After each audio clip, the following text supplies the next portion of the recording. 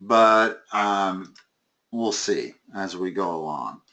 The best way is to pick up a microphone for that computer. You can get microphones for like 15 bucks at Best Buy that just plug into a USB port and it's plug and play. Okay.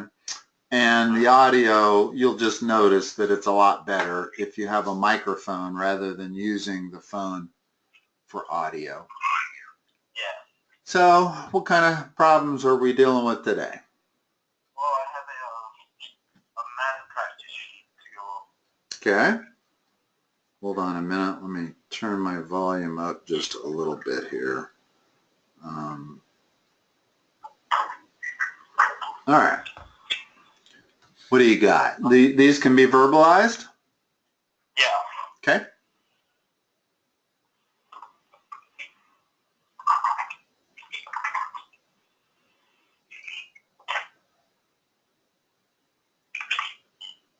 Alright, so the first one is solve the equation for m.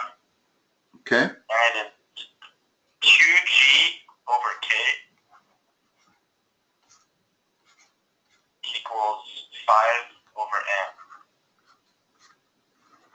Okay. So how do we solve that for m? In other words, we want the final line to be m equals something or something equals m. Doesn't matter if m ends up on the left or the right, but it needs to be all by itself. Alright. So what's the first step here? Would we... I don't really know. What's this called when you do that? Cross multiply. Cross multiply.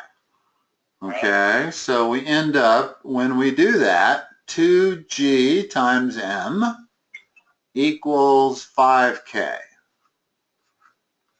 So whenever you see a fraction equals another fraction, think cross multiply. Okay, now we're close. We've got m, but it's being multiplied by 2g. So what's the last thing I need to do to get m all by itself? We need to get rid of the 5k. No, we need the... Need to get rid of this 2g. Yeah, we need to move the 2g's to that. How do we get rid of the 2g? Subtract it from both sides. Not subtract. Divide. Divide, because it's currently a multiplier, right? Yeah.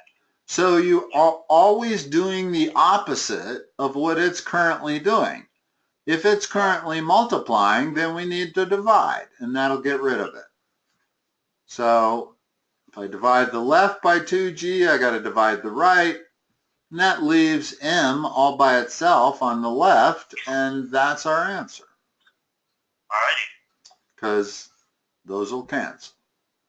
So always remember that you're doing the opposite. In other words, if I had 2g plus 3 equals k, and I want to solve for g, first thing I got to get rid of is that. Well, it's being added, so I'm going to subtract. And now I got 2g equals k minus 3.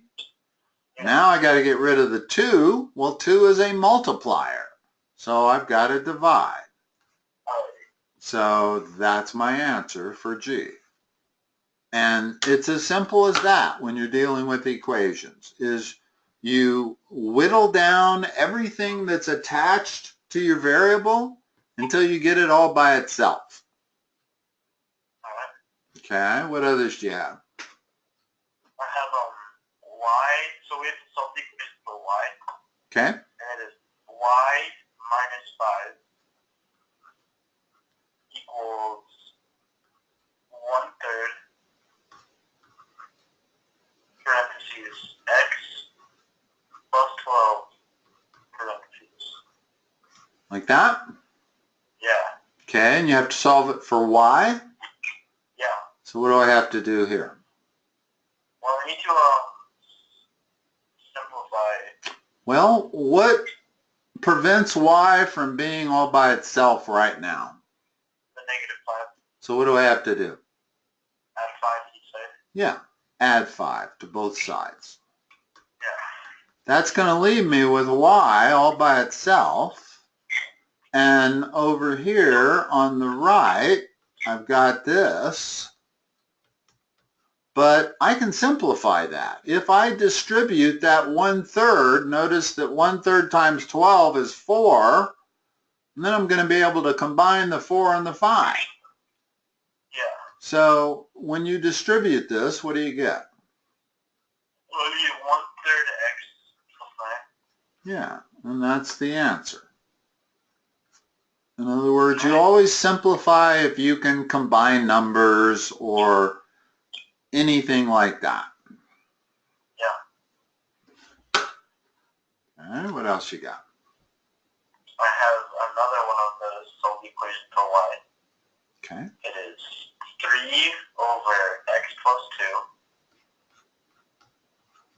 equals 4 over y. You're looking at a fraction equals a fraction. What's the first thing you want to do? Cross multiply. Okay, what's the next line? Then you have x plus, would that be 8? I would do that one first. Alright, it's 3y. That gets the variable you're trying to solve for on the left, which most people are more comfortable with. Even though when you're solving equations, it doesn't really matter whether the variable you're trying to solve for is on the left or the right. It's equally as solvable. Okay? And now you might want to distribute that. So you get 4x plus 8 equals 3y. And what's the last step? Get rid of the 3, so divide each side by 3. Right. In other words, that 3 is currently a multiplier, so I'm going to divide. And when I divide the right side by 3, I got to divide both terms by 3. Yeah. And that leaves you with the answer. Y equals 4/3 x plus 8/3. And it even leaves the answer in y equal mx plus b format. In other words, that's the standard equation of a line. You could graph that if you had to. You'd start with the y-intercept of 8/3, and then you'd figure out a slope of 4/3. Okay, what else? The next one is solve the equation for y again. Okay. It is 2x minus 9y equals -27. Okay. Remember, our goal is to get down to this. So we got to get rid of everything on this left side that's not y. What's the first thing we can get rid of? The 2x. Okay, so what's the next line? After 2x, We have to subtract 2x from both sides. yeah. And that leaves -9y on the left and this on the right. Now what's the last step? We divide each side by -9. Yeah. And that gives you y alone on the left. What's it give you on the right? The right would be y equals -3, a positive 3. That's a positive 3. Y equals 3 minus 2x over -9. Well, that ends up positive also. Really? Yeah, because it's a minus 2x over a minus 9. So that's the same as plus 2/9 x.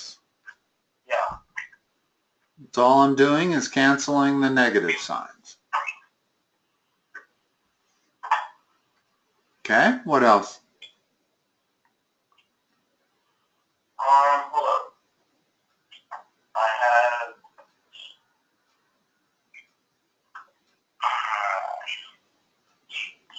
solve this is done by the elimination method. Okay.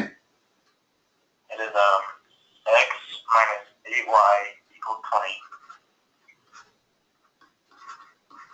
And then 2x minus 4y equals 16. All right, you've probably been taught two methods to solve simultaneous equations. One of them is by substitution, the other is by elimination. Yeah. Okay. They specifically say solve this by elimination. So we want to be able to add or subtract these two equations that will result in one of the variables being eliminated. Well, that wouldn't happen now. If I add the two equations, I get 3x minus 7y. If I subtract the two equations, I get minus x plus y.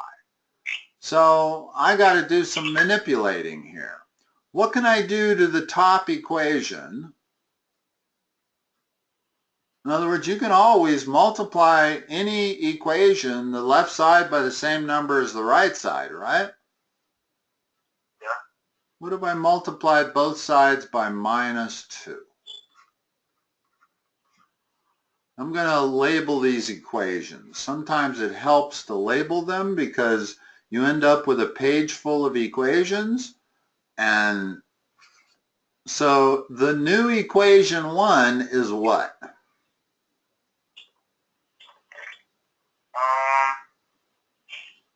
In other words, when I multiply both sides by minus 2, what do I get? What's this left side here? It's negative 2x plus 6y. Good. And the right side? Negative 40. Negative 40. Okay. Yeah. Now I run a line through that because I don't want to get confused because I have so many equations. Yeah. Okay. So now I still have equations 1 and 2. The difference is that I can add these two equations now and eliminate a variable. And that's always my goal. If I'm trying to solve it by elimination, I got to eliminate a variable. Well, what happens when I add these two equations? What do I get? In other words, I'm going to put a plus sign right there and add them together. Add the left sides and add the right side. You get 2y equals negative 30. No, negative 25. Which means y equals minus 25 halves. Yeah. That's how you do it. In other words, if you can always add or subtract equations, remember that. You can't multiply them, but you can add or subtract them. And by that I mean you add the left sides, add the right sides, or subtract the left sides and subtract the right sides. Well, most people handle addition much better than they handle subtraction. So if you can turn it into an addition problem, you're better off. There's always less likelihood of making mistakes. That's why I multiplied the original equation 1 by minus 2 instead of 2. Because by multiplying it by minus 2, I turned it into minus 2x. And now that tells me I'm going to be able to add the equations and get rid of the x.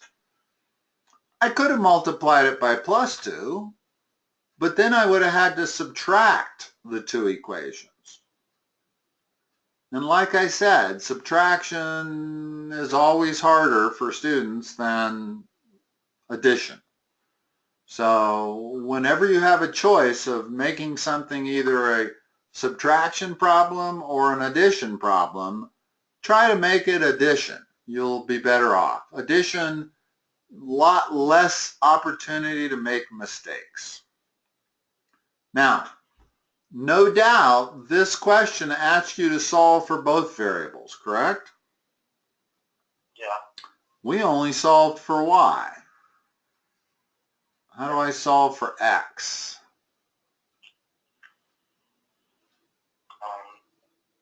We do the same thing to the other equation. I can go into any of these three equations and substitute y. Well, it turns out that the simplest equation is always the one I've crossed out, which was this one. And you always want to go into the simplest one. In other words, let me cross out everything else. If I know what y is, and I do, it's minus 25 halves, then x minus 3 times 25 halves minus 25 halves equals 20. So now I got to solve that. Did we make a mistake somewhere along the line here? It seems like they made this unnecessarily complicated. No. No? All right. So now I have what? If I'm trying to solve that, there's only one variable there. What do I get? You get x minus, oh man, I can tell you. Well, it's minus times a minus, so it becomes plus. 75 halves equals 20. And now, it's getting easier.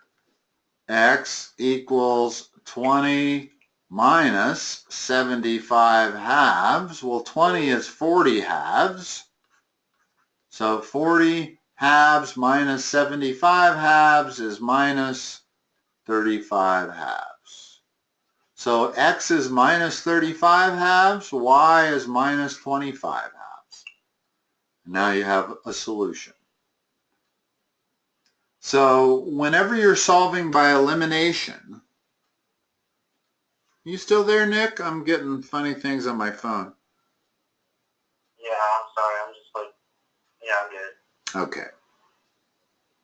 Oh, I guess I had a, I'm not sure what happened. But anyway, as long as you can still hear me. Yeah. So whenever you're solving by elimination, you solve for one variable first. In other words, you eliminate a variable, which allows you to solve for the second variable. But then once you've solved for that second variable, you have to go back into one of the equations, and it doesn't matter which one. Choose the simplest one and substitute your solution and then solve for the other variable. Yeah. Do you have another one of those problems? If you don't, I can make one up. No, I do not. Let me make one up, and I'll show you why I want to make one up. And we've got exactly 4 minutes, so... Actually, I have the full hour today. You have what?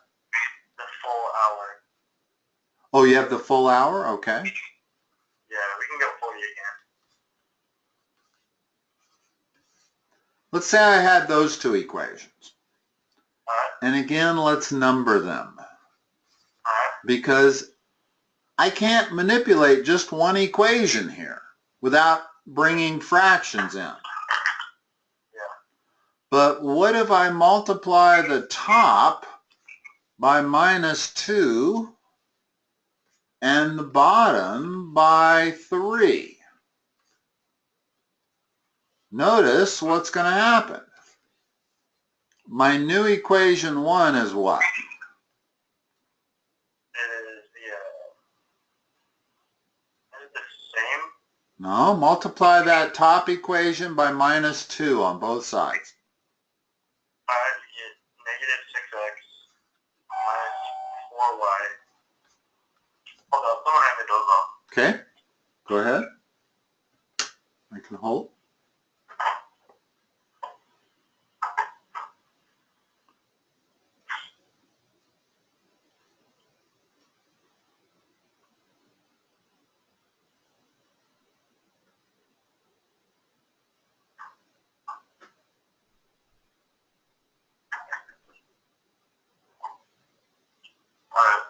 All right. So I've multiplied my left side of equation 1 by minus 2.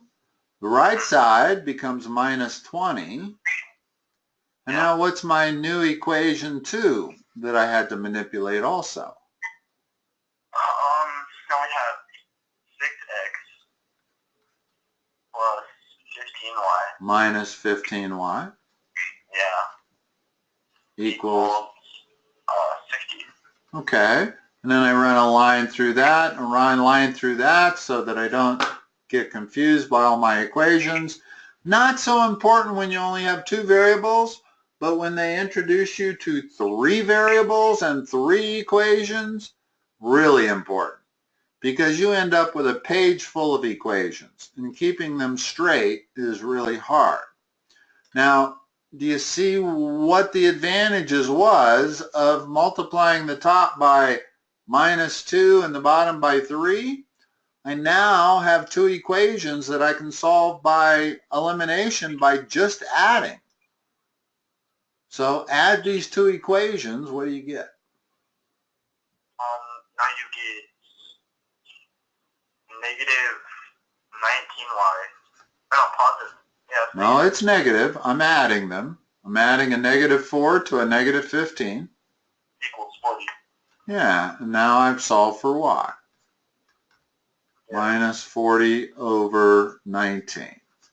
Okay, and now again, I'm going to go back to one of the original equations. Well, of the 4 equations you're looking at, what's the simplest one? Which one has the smallest numbers and positive exponents? Well, number 1. The original number 1, right? Yeah. So let's erase all of the manipulations that I did and use that one to solve the rest of, in other words, you still have to solve for x. We solved for y, which was minus 40/9. So now I'm going to have 3x plus 2 times minus 40/9 equals 10. And there's one equation and one unknown. You're going to be able to solve that for x. Remember that you can always solve equations if you have the same number of variables as you have equations. In other words, if you give me 3 equations and 3 variables, I know I can solve it. If you give me 5 equations and 5 variables, I can solve it. If you give me 1 equation and 1 variable, I can solve it. But if you give me 1 equation and 2 variables, I cannot solve it. If I tell you x plus y equals 10, I cannot solve that. There are an infinite number of solutions. X could be 1, y could be 9. X could be 0, y could be 10. X could be minus 1, y could be 11. You see why there's an infinite number of solutions? Yeah. So you always need the same number of equations as you have variables. Now, I could solve this for y. In other words, y is going to be 10 minus x. So I can do that, but I cannot solve for a number for y or a number for x. And furthermore, as long as we're talking about this, let me go a little further here. If x plus y equals 10, and I said my second equation is this, what happens? If I subtract equation 2 from equation 1, what do you get? You get 1. You get 0 on the left, because x minus x is 0, and y minus y is 0. Yeah. But then when I do the right, I get that.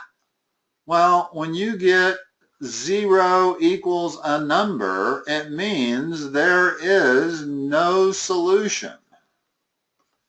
Yeah. There is no 2 values for x and y that would make both of these equations true. and you find out by trying to solve them, and you get one number equals a different number.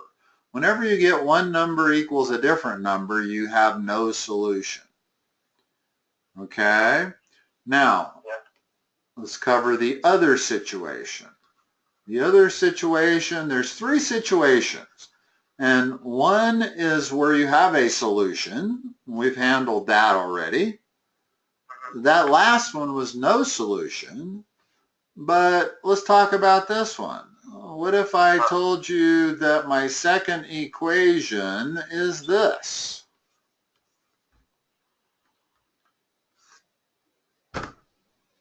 I still can't solve it because equation 2 is not different than equation 1. It's the same thing.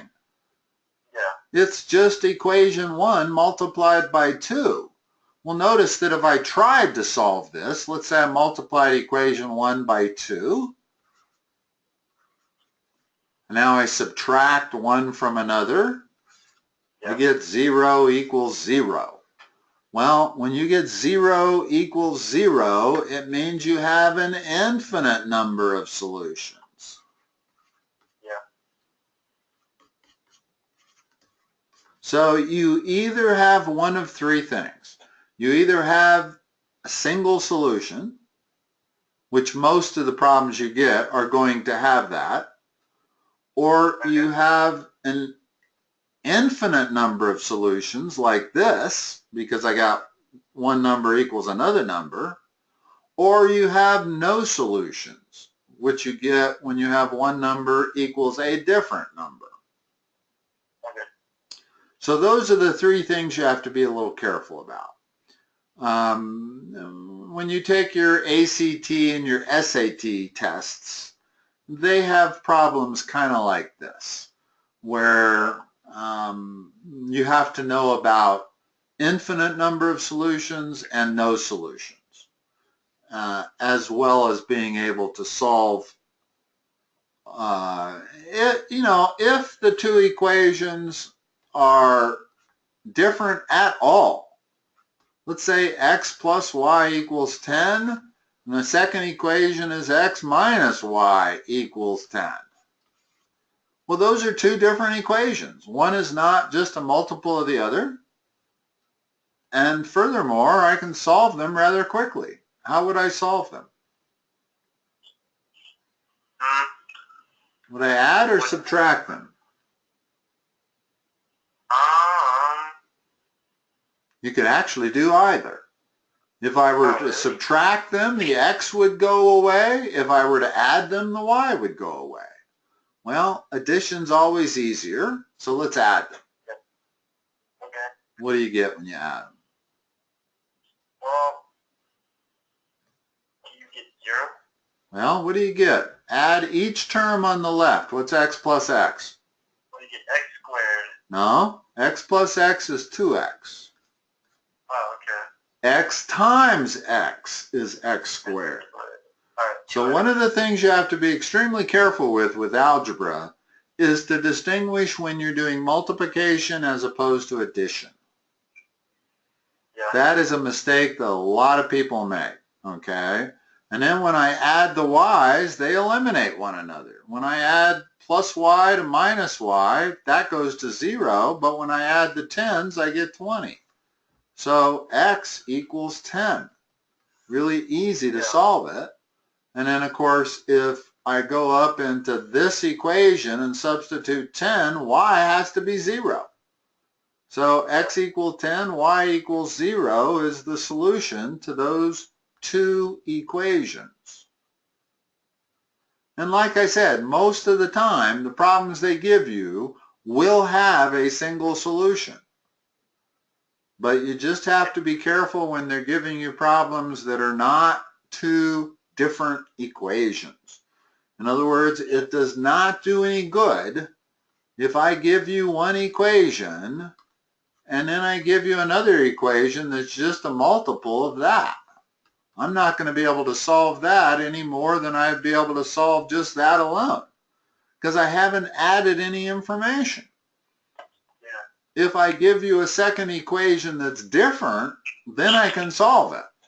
But if I give you a second equation that's the same equation, and it is, then I haven't added anything, so I really have one equation, two unknowns, and I know that's always an infinite number of solutions. Yeah. All right, what else do you got? Well, I got this one. It's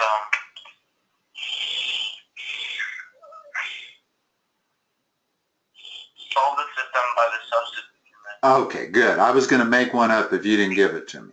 Because you need to be able to decide when to use elimination and when to use substitution. Go ahead and give me this one. So this one is it's 6x minus 3y equals negative 21.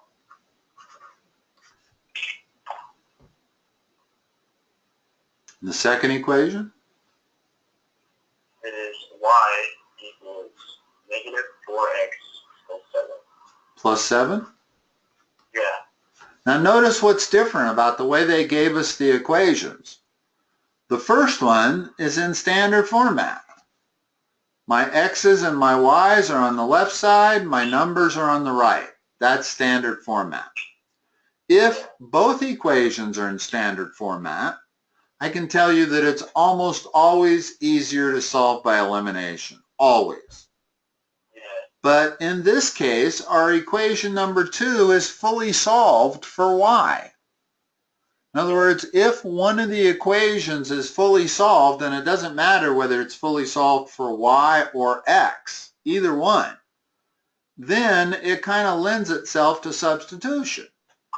In other words, I'm basically going to take this, go to equation 1, and wherever I see y, I'm going to substitute minus 4x plus 7. So equation 1 becomes 6x minus 3 times minus 4x plus 7 equals minus 21.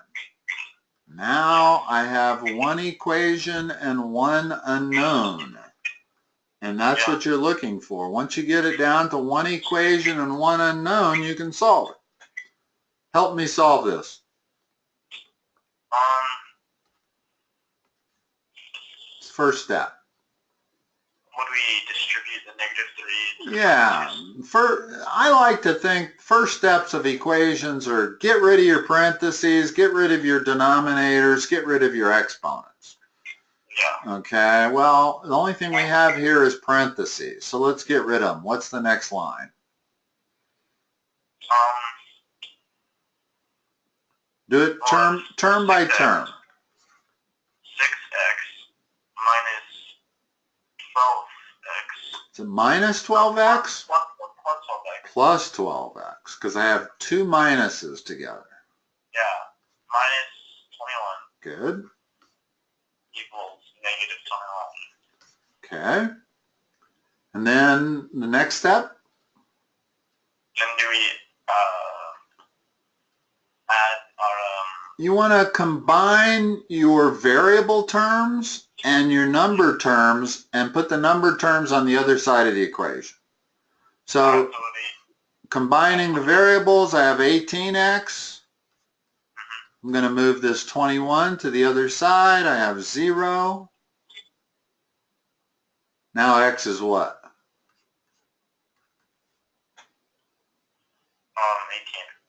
18. 0. In other words, I'm dividing both sides by 18. Yeah. And 0 divided by 18 is 0. Yeah. Okay. And now I've solved for x. To solve for y, I go into this equation, number 2, and substitute 0 for x. So y equals 7. Those are my two solutions. X equals 0, y equals 7. Yeah. So whenever you have one or both equations solved, in other words, let's say I gave you this. Yeah.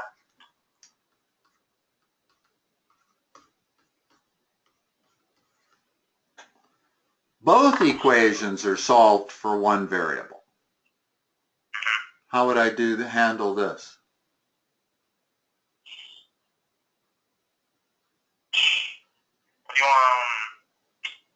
These y's are the same. When they've told you that you have a system of equations, the x's are the same and the y's are the same. Well, if this y is equal to that and this same y is equal to that, then I set one thing equal to the other. Now I have one equation and one unknown only. Okay. Solve that. First thing you have to decide when you're solving an equation and you're gathering variables is which side are you going to put the x's on and which side are you going to put the numbers on? Okay. Which side are you going to put the x's on? The right or the left? On the left. If I put them on the left, I'm going to have a negative in front of it. Okay. I'd rather avoid that. Okay. What happens if I move the 3x to the right? That turns it into x with a positive coefficient. And now I move the minus 10 to the left, and I'm done. One step. I did both things at once. I moved all my variables to the right, moved all my numbers to the left. Now, I could have done it the other way. There's no difference mathematically. In other words, if I move my x's to the left, now I got minus x equals minus 15. And now I can divide both sides by negative 1, excuse me. And so I get the correct solution, but it took one more step. Not to mention the fact I had to deal with these pesky minus signs. And I've yet to meet the student that can't do math better with plus signs than minus signs. It's always easier to add than it is subtract.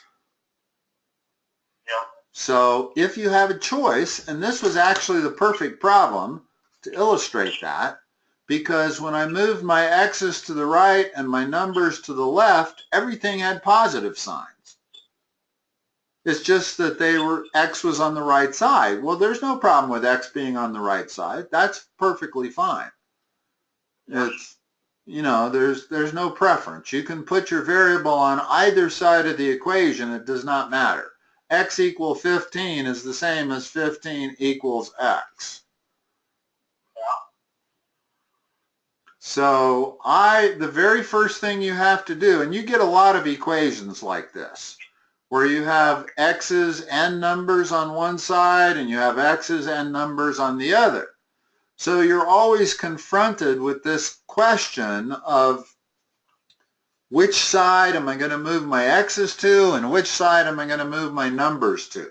Well, figure out your x's first. By that I mean decide which side you're going to put your x's on, and you make that decision based on whether you're going to end up with a negative or a positive coefficient. The moment I examine it, I realize I got to move this 3x to the right side, which forces you to move the numbers to the left side. All right, what else do you got? That's all I have. Okay. So, you good to go? Yeah, I'm good. Okay, we'll call it a 45-minute session here, and I will talk to you next Wednesday. All right, sounds good. All right, Nick. Bye-bye.